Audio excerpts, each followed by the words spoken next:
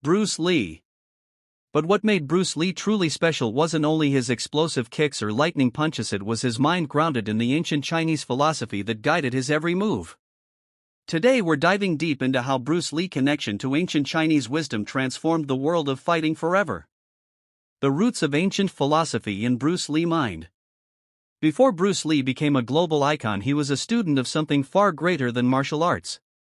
He was a student of philosophy. As a young man in Hong Kong and later in the United States, Bruce Lee immersed himself in ancient Chinese texts like Lao Tzu, Tao Te Ching, and the teachings of Confucius and Zen masters.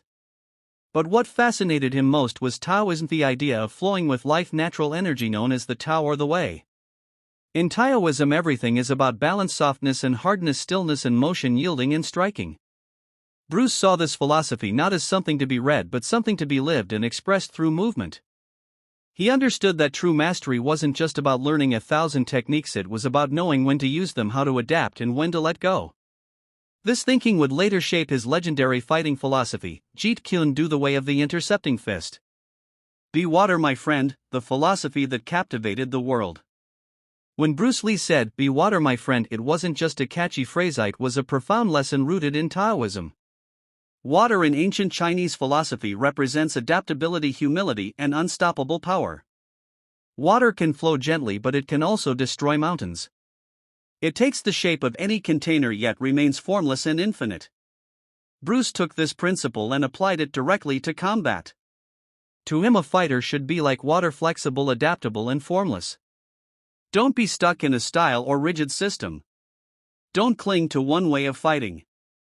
Instead, flow with your opponent, adapt to the situation, and strike at the right moment. This mindset shattered the traditional barriers between martial arts systems. Before Bruce, fighters were often divided by style: karate, kung fu, boxing, taekwondo, but Bruce saw beyond that. He saw movement, timing, and strategy as universal truths. Through this idea, he gave birth to a revolution in martial arts thinking, showed that fighting was not about following patterns but about freedom. That's why Bruce Lee's water philosophy became more than just martial advocacy, it became a way to live. The break from traditional limits. In the 1960s, martial arts were defined by strict traditions and rigid systems. Every style had its rules, forms, and beliefs about what was correct. Bruce respected these traditions, but he refused to be confined by them. He once said, "Traditional martial arts are like a boat to cross a river. Once you reach the other shore, leave the boat behind." That simple yet powerful thought came directly from Zen Buddhism and Taoist wisdom. Tools are useful, but attachment to them limits your growth. Bruce Apro.